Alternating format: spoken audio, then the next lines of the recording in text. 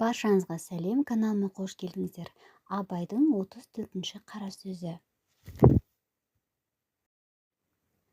Әрбір байқаған адам білсе керек, күлкі өзі бір мастық екенін, әрбір мас кісіден ғафил көп өтетұғынын да әрбір мастың сөйлеген кезінде бас ауыртатұғынын.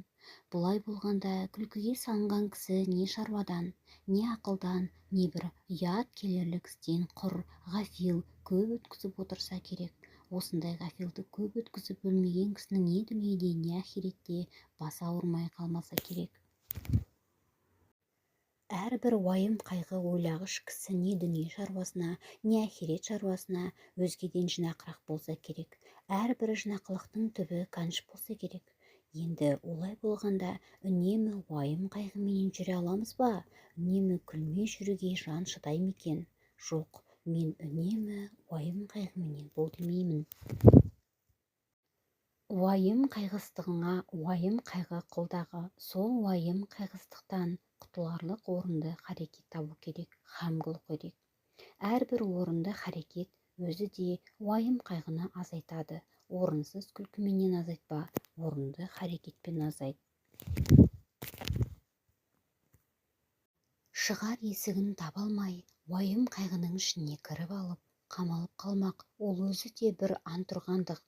Және әрбір жаман кісінің қылығына күлсең, оған рахаттанып күлме, ыза болғаныңнан күл.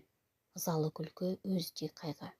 Ондай күлкіге үнемі өзіңде салынбассың. Әрбір жақсы адамның жақсылық тапқанына рахаттанып күлсең, оның жақсылықты жақсылығынан тапқандығын ғибрат көріп күл. Әрбір ғибрат алмақтың өзі де мастыққа жібермей, уақытымен тоқтатады. Көп күлкінің бәрінде мақтағаным жоқ. Оның ішінде бір күлкі бар-ау, Құдай жаратқан орныменен іштен, көкіректен, жүректен келмейді.